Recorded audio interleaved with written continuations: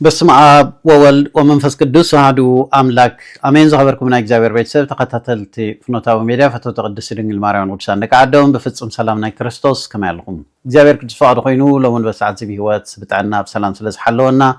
شمت العول هي أجزاء أملاكنا نزل عالم زخبران ستمس كان نكون لومي كم فاد أجزاء نايز حزنا يزلنا عبي وقتي صهم مالتيو قدم حمامات زلنا مردتا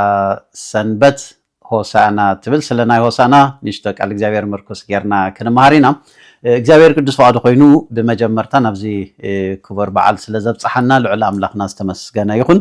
ኣብ ወንጌላውያን ካብ ዝጽሐፍዎ በቀጥታ ናይ ቅዱስ ዮሐንስ ወንጌል ጥራይ መሪጼ ከንብቤ ምዕራፍ 12 ዘሎ ወንጌል ዮሐንስ ካብ ፍቅዲ 12 ክሳብ 15 ከምበልኩም ንጽባሒቱ እቲ ንበዓል ዝመጽ ብዙሕ ህዝቢ ኢየሱስ ኣብ ኢየሩሳሌም ከም ዝመጸ ሰሚዑ ጨናፍርኦም ሲያል ዒሎም ከቅበልዎ ወጹ እናጨደሩ ከዓ ሆሳና ብስም እግዚአብሔር ዝመጽእ ንጉስ እስራኤል ብሩክ ይበሉ ከምቲ ኣትጓል ጽዮን ኣይትፍሪ እነሆ ንጉስኪ ኣብ ጻዕብ ኣድጊ ተወጥዑ ይመጽእ ኣሎ ኢሉ ተጻሕፈ ኢየሱስ ከዓ ኣብ ጻዕብ ኣድጊ ረኺቡ ተወጥሖ ደቀ መዛሙርቱ ነዚ ነገር እዚ ቀድማ የስተውዓልዎን ኢየሱስ ምስ ከበረ ግና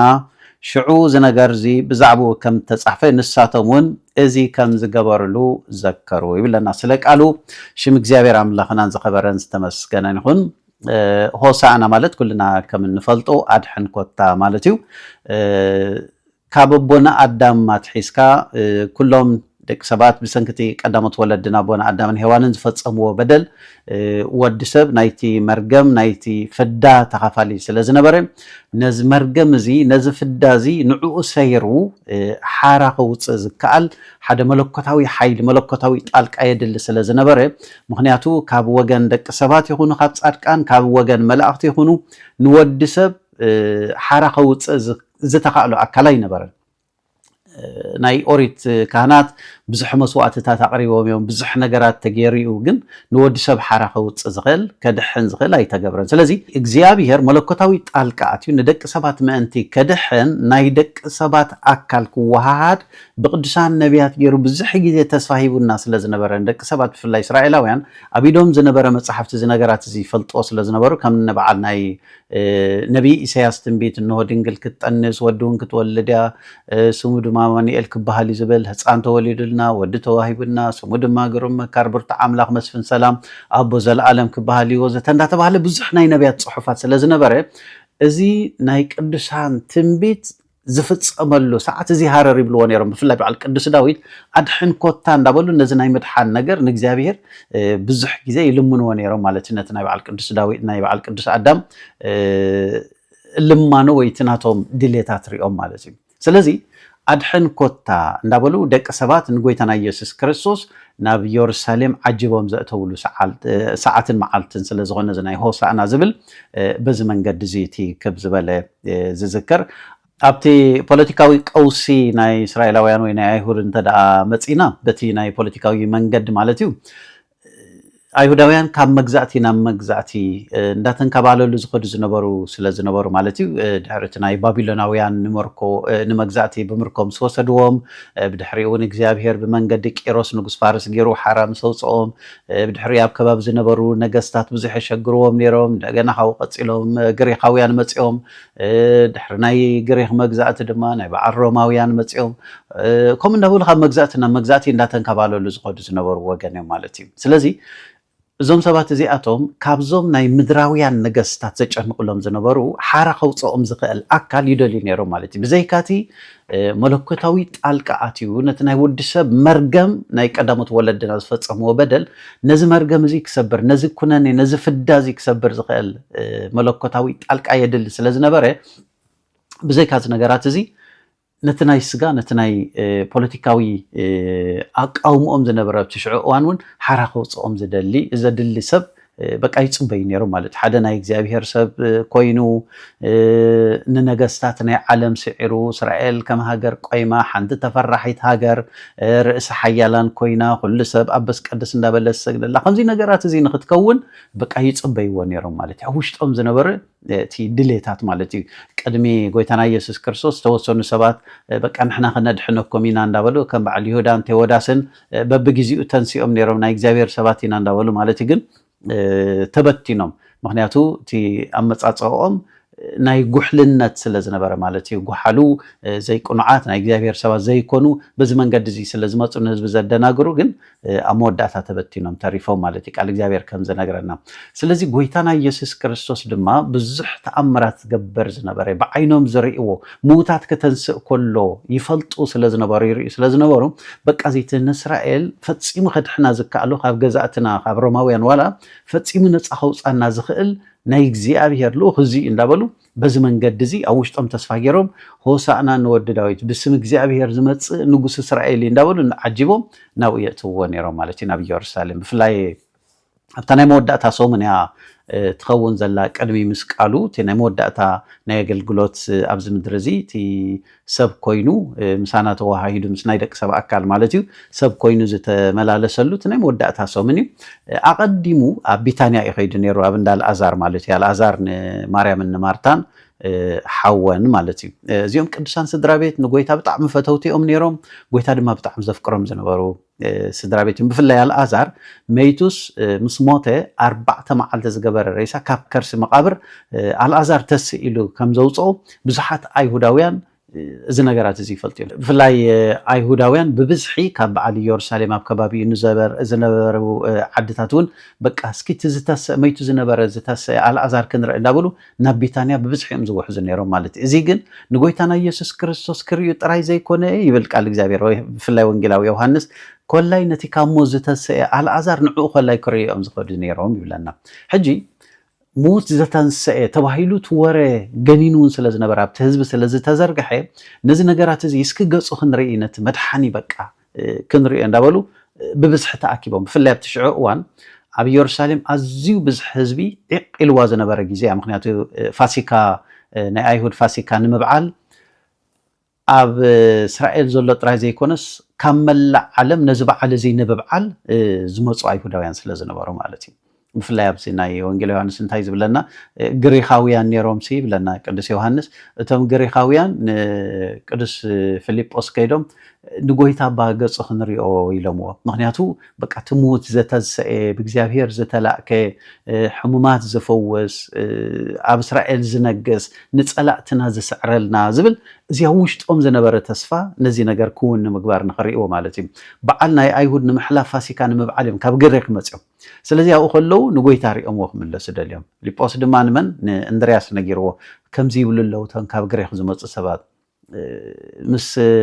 ሐዋርያ እንድሪያስ ኮይኖም ድማ ክልቲኦም ንጎይታና ኢየሱስ ክርስቶስ ከይዶም ነጊሮሞ ክርኢ ካይደልለው ክበጽሑ ካይደልለው ኢሎሞ ጎይታና ኢየሱስ ክርስቶስ እንታይልዎም ወዲ ሰብ ዝኸብረላ ጊዜ ቀሪባ እያ ሓንቲ ፍረስርናይ ኣብ ምድሪ እንተዘይወደቐት እንተዘይሞተትን በይናያ ትተርፍ انت ميتا جنا مسموتات جنا كم اهلوت بزحات حذاءات تنسى يبلا اذا نجار زي ما ليش له زي بطعمي قرم ويدنك زقنا نجار جبزي احنا استبهلا زقبانا اتي دك سبات نقولتنا يس كريستوس زخبرو كبرن اتي بناي እግዚአብሔር مدب تتحيز زلو ودي سب زخبرلن كلته ببين مخانه خنا استبهلا يقبانا معناتي ودي سب تبهيل زلو قويتنا يس كريستوس بعلي معنات ስለዚህ قويታ እንታይ ዝብ ዘሎ ወዲ ሰብ ዝኸብረሉ ጊዜ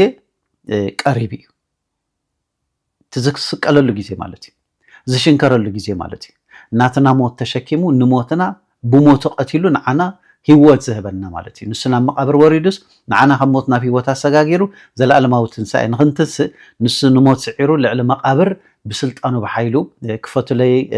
ከምዚ ግበሩ ላይ ከይበለ ብስልጣኑ ንሞት ስዒሩ ዘተንሰአ አምላኽ እዩ እዚ እቲ ክብሪ መለኮታዊ ክብሪ መለኮታዊ ጣልቃ ዘለዎ ወዲ ሰብ ዝኸብረሉ ዝተባለ ማለት እዩ መሰረታዊ ዕላማ ናይ ጎይታና ኢየሱስ ክርስቶስ ኣብዛ ዓለም እዚ መጽዩ ኣብ ምድሪ ክነግስ ክጉይተት ንስኻ ሓፍ በል ኮፍ በል ነዚ ነገራት እዚ ኣይኮነን ወዲ ሰብ ካብቲ ኣትይዎ ዝነበረ ብገዛእ ድሌቱ ዘምፅኦ መርገም ወይ በደል ካብዚ ነፃ ንምውፃእ መርገም ናይ ደቂ ሰባት ንምስባር እቲ ፍዳን ኩነኔን ነዚ ነገራት እዚ ንምስባር እቲ መሰረታዊ ዕላማ ናይ ጎይታና ኢየሱስ ክርስቶስ ስለዚ እቲ መለኮታዊ ጣልቃ ዘለዎ ክብሪ ወዲ ሰብ ዝኸብረሉ ጎይታ ዝኸብረሉ ምእንታና ክመውት ከሎ ማለት እዩ ምእንታና ክዋረድ ምእንታና ክስቀ ምእንታና ተሸንኪሩ ክመውት ከሎ ምእንታና ናብ መቃብር ክወርድ ከሎ ንሞት ስዒሩ ክትስእ ከሎ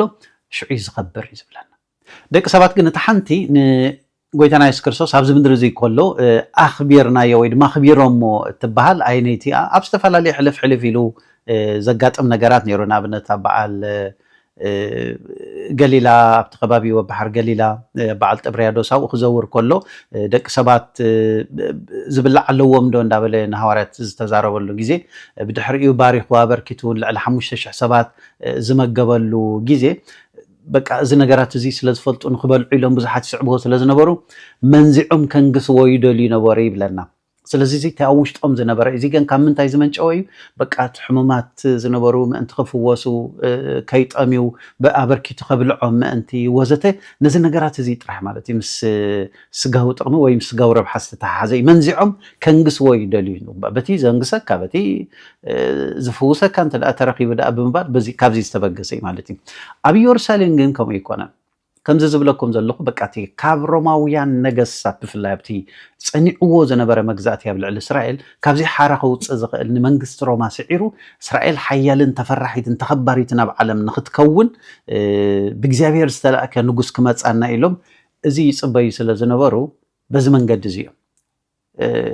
ቅዱስ ማቴዎስ እንታይ ኢሉ መዝጊብዎ ዘሎ ማለት እዩ ኢየሩሳሌም መን እዩ ኢላ ዝተባዕደት እዩ ዝብለና ኢየሩሳሌም ተራእዩ ዘይፈልጥ ቅድሚኡ ናይ እግዚአብሔር ሰባት ቅዱሳን በብግዚኡ ተሲኦም ሓይሊ ዝገብሩ ዝነበሩ ከምዚ ዓይነት ክብሪ ከምዚ ዓይነት ጫውጫውታ ተራእዩ ይፈልጥን እስራኤል ከምዚ ዝብለኩም ዘለኹ ኣብ ትሽዑ እዋን ብፍላይ ኣብ ኢየሩሳሌም ካብ መላእ ዓለም ዝመፁ እስራኤላውያን ወይ ኣይሁዳውያን ማለት እዩ ጫው ኢላ ሰብ በዚሕሉ ዝነበረ እዋን ዓቕላ ፀቢብዋ ዝነበረት ስለዚ ዝኩሉ ሆ እንዳበለ ንጎይታ እንዳመስገነ ዓጅብዎ ክኸይድ ከሎ ኢየሩሳሌም ተናዒባ ማለት እዩ ሰይጣን ግን ኣብ ርእስቶም ቀናእቲ ኣይሁዳውያን ኣብ ርእሶም ደይቡ እዚ ክብሪ እዚ ንመን እዩ ዝወሃብ ዘሎ ሆሳእና እንዳበልካ ዝዝረብ ዘሎ ዝዝመር ዘሎ እዚ ንመን እዩ እዚ እኮ ፅባሕ ንጎ እዚ ህዝቢ እዚ ገዲፍና እዩ ዝኸዩ ዘሎ ትሪእዎ ኣለኹም ክብርና ይቕንጠጥ እዩ ዘሎ ስለዚ ነዚ ህዝቢ እዚ ከነዕግሶ ኣለና ግን ነዚ ኩሉ ህዝቢ እንታይ ክንገብሮ ኢና ሓንቲ ክንገብራ ንኽእል ነዚ ዝዝመረሉ ዘሎ ነዚ ዝኸብር ዘሎ ወዲ ማርያም ወዲ ዮሴፍ እንዳበለን ጎይታና ኢየሱስ ክርስቶስ ንዕኡ ክንቀትሎ ኣለና ዝብል ሕልና ነይርዎም ማለት እዩ እዚ መደባት እዚኦም ኣውፅኦም ንጎይታና ኢየሱስ ክርስቶስ ኣይኮነን ከም ኣምላኽ ፍጹም ኣምላኽን ፍጹም ሰብን ከም ሓደ ታራ ናይ እግዚአብሔር ቅዱስ ሰብ ከም ሓደ ታራ ሰብ ናይ ረኣይዎን በቃ ከም ሓደ ታራ ጻድቕ ሰብ ማለት እዩ ኣምላኽ ዘይኮነ ከምቶም ቅዱሳን ብእግዚአብሔር ዝተላኹ ከምኡ ናይ ረኣይዎን ኣይኮነን ዶ ኣምላኽ ኢሎም ክቕበልዎ ማለት እዩ ክቐትልዎ ደልዮም ነይሮም ማለት እዩ ኣይኮነን ንጎይታና ኢየሱስ ክርስቶስ ንኣልዓዛር እኳ ካብ ሞት ዝተንስአ ሰብ ስለ ዝኾነ ብዙሓት ሰባት ድማ ንኣልዓዛር ሪኦም ብጎይታና ኢየሱስ ክርስቶስ ይኣምኑ ስለ ዝነበሩ በዚ መንገዲ እዚ ንኣልዓዛር እውን ክቐትልዎ ይደልዩ ነበሩ እዩ ዝብለና ቅዱስ ዮሃንስ ሕጂ ወንጌል ማቴዎስ ከም ዝገለጾ ኢየሩሳሌም ተባዕደት ተጨነቐት ሆሳዕናን ወዲ ዳዊት እንዳበሉ ንቕንቕ ዘብል ደምፂ ኣብ ኢየሩሳሌም ተስዩ በዚ መንገዲ እዚ ኣይሁዳውያን ንጎይታና ኢየሱስ ክርስቶስ ብኸመይ ብሞት ከም ዘመግድዎ ናብ ምኽሪ ናብ ምምያጥ ንኽኣቱ ናይ መጀመርታ ጥንሲ ሓሳብ ዝጠንሰስሉ ወይ ዝበገስሉ ግዜ እዩ ማለት እዩ ጎይታና ኢየሱስ ክርስቶስ ግን ከምዚ ዝበልክኹም ኣብዚ ምድሪ እዚ ክነግስ ክጉይተት ዘይኮነ ነቲ ዝነበረ መርገም ንዕኡ ሰይሩ ንሰብ ካብ ሞት ናብ ሂወት ንኸሰጋግር እዚ እቲ መሰረታዊ ዕላማ ናይ ዘለኣለማዊ ምድሓን ንሱ ንኽህበና ናብዚ ዓለም እዚ መፅዩ ማለት እዩ እቲ ደቂ ሰባት ዘኽበርናሉ ክንብል ከለና ናይ እግዚኣብሔር መለኮታዊ ዕላማ ዝነበረ ጎይታና ኢየሱስ ክርስቶስ ብደቂ ሰባት ሆ ተባሂሉ ተኸቢሩ ናብ ኢየሩሳሌም ከኣቱ እዚ ዘይኮነ ኣብ መስቀልቲ በቃቲ ናይ ምድሓን ዕላማ ክፍፀም ከሎ ዝኸበረሉ ንሱ እዩ ማለት እዩ ብናቱ ሞት ብናቱ ውርደት ንሕና ስለ ንኸብር እግዚአብሔር እዚ ስለ ዝመደቦ ማለት እዩ እዚ ኩሉ ካብ እግዚአብሔር ካባና ኣይኮነን حنا سلازلمنا يون حنا سلازدلنا يون حنا أمنا سلازفكرنا يكون بقى እግዚአብሔር ስለዘፍቀረና ክንድሕን ስለዝደለየና ብዙ ወጻኹም አው ትረፉ ዘይብል አምላክ ስለዝኾነ ንዑ ተመለሱ ደቀ ኢሉ ክእክበና ባዕሉ ወሪዱ ካብ ቅድስት ድንግል ማርያም ተወሊዱ በቃ አድሒንና ማለት እዩ ስለዚ ሆሳዕና ክበሃል ከሎ አድሕን ኮታ እዚ ነገራት እዚ እስራኤላውያን ብዘይካቲ መንፈሳዊ ነገር ዝፅበይዎ ዝነበሩ አቦታት ነቢያት ጽሓፍዎ ካብቲ ናይ ሮማውያን ግዝኣቱን ሓራ ከውፅኦም ዝኽእል አካል ብእግዚአብሔር ዝተላእከ ከም በዓል ቅዱስ ሙሴ ከም በዓል ቅዱስ ኢያሱ ማለት እዩ ንጸላእቶም ዝስዕርሎም ዝወቅሎም ዝነበሩ እዚ ይፅበዩ ስለ ዝነበሩ እዮም ንጎይታና ኢየሱስ ክርስቶስ በዚ መንፅር እዚ ሪኦሞ ምክንያቱ ትዕላሙ እቲ መዛዘሚኡ ኣብ ምንታይ ኢና ንሪኦ ድሕሪ ሰሙን ማለት እዩ ድሕሪ ሓሙሽተ መዓልቲ ገለ ስቆሎ ክብሉ ከለዉ ከዓ ንርኢ እዚ ኩሉ ህዝቢ ይሆ እንዳበለ ክዳውንቶም እንዳንፀፉ መንፀፍ እንዳንፀፉ ኣይኮነን ንስኻስ ኣድግኻ እኳ መሬት ክትንክፍ ሓመድ ክትንክፍ የብላን ክትፅይቕ የብላ እንዳበሉ ብክብሪ ከምዚ ገይሮም ዘሚሮም ዘእተውዎ ምስቶም ጨካናት ኮይኖም ቃዚ ኣምላኽ ተኮይኑ ወዲ ኣምላኽ ተኮይኑ ንርእሱ ዘየድሕን ካብ መስቀል ወረድ ርኢና ክንኣምን እንዳበሉ ከላግፁ ዝውዕሉ ዝነበሩ ሰባት ኮይኖም ማለት እግዚአብሔር ካብዚ የድሕነና ካብ ምልዋጥ ቃል ኣምላኽ የድሕነና ማለት እዩ ብዝኾነ ሆሳዕና ኣድሕን ኮታ ማለት እዩ እግዚአብሔር ንደቂ ሰባት ምድሓኑ ክህበና ሰላም ክህበና ቅዱስ ፍቃዱ ይኹን ብፍላይ ኣብዚ ሰዓት እዚ ዓለምና ንሪያ ዘለና ኣብ ኣዝዩ ከቢድን ኣሸጋሪ ዝኾነ እዋንን ኢና ዘለና ብፍላይ ኣብዚ ሰዓት እዚ ኣብ እስራኤልን ኣሜሪካን ብሓብረት ኮይነን ምስ ኢራን ዝኸደእ ዘለዋ እቲ ናይ ኩናት እዚ ብጣዕሚ ኣሻቃሊ ነገር ማለት እዩ ቀሊል ጌርና ከይንወስዶ ከምዚ ኣብ ገገዛና ኮይናስ ብማዕዶ ብቴሌቭዥን ብሞባይል እዚ ነገራት ስለ ዝረኣና ሳብ ርሑቕ ዘለና ጌርና ከይንወስዶ ማለት እዩ በቃ እግዚአብሔር ሰላሙ ይሃበና እዚ ንኩሉ ዓለም ፅቡቅ ኣይኮነን ኣብ ነፍሲ ወከፍ ገዛ ማዕፀ እንዳኳሕኩሕ ዝመፅእ ዘሎ ትፅልዋ ንሪኢ ኣለና ማለት እዩ ብትበልዖ ብትሰትዮ እኳ ነገራት ክኸብር ከሎ እቲ ኣብኡ ዝግበር ዘሎ ኩናት ናቱ ፅልዋ ምዃኑ እዚ ከነ ዝተባህለ ይግባአና እሞ ግን ንሱ ጥራይ ዘይኮነ ብዓብዩ ሎሚ ንሪኦ ዘለና ዘበነ ኒውክሌር እዩ ማለት እዩ እቲ መሰረታዊ ዕላምአን እውን ኒውክሌር ከይተፍሪ ከፍርኤ ኣብ ከምዚታት እየን እቲ ዘሎ እሞ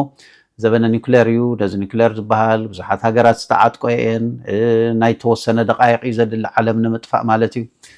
ማለት ብናይ እግዚኣብሔር መደብ ዓለም ብምልኡ እግዚኣብሔር ክሳብ ዘይመደቦ ከጥፍኡ ኣይክእሉን እዮም ግን ትሒዞምዎ ዘለው ብዙሕ ህዝቢ ከጥፍእ ብዙሕ ህዝቢ ክህልቕ ዝኽእል ኣፅዋራት ስለ ዝተዓጥቁ ኣሰካፊ ነገር እሞ እግዚኣብሔር ሰላም ክገብረልና ነዞም ኣብ ምንኻስ ዘለው ንሓድሕዶም ንኩሎም እግዚኣብሔር ኢዶም ኣሲሩ ሰላሙን ናይ ፈውሲ ምሕረቱ ክሰደልና ቅዱስ ፍቃዱ ይኹነልና ስለ ዝነበረና ግዜ እግዚኣብሔር ዝኸበረን ዝተመስገነን ይኹን ዝተባረኸ ዝተቀደሰ ኣውደ ዓመት ይግበረልና ጸጋ ጎይታና መድሓናን ኢየሱስ ክርስቶስን ፍቅሪ ኣምላኽን ሕብረት መንፈስ ቅዱስን ምስ ኩልና ይኹን ፍኖተ ኣበው ሓደሽቲ ዘበልኩም ቀጻሊን ዝወፅእ መልእኽቲ ንምክትታል ሰብስክራይብ ምግባር ቤተሰብ ኩኑ ነዚ መልእኽቲ እዚ ድማ ሸር ምግባር ኣይትረሱ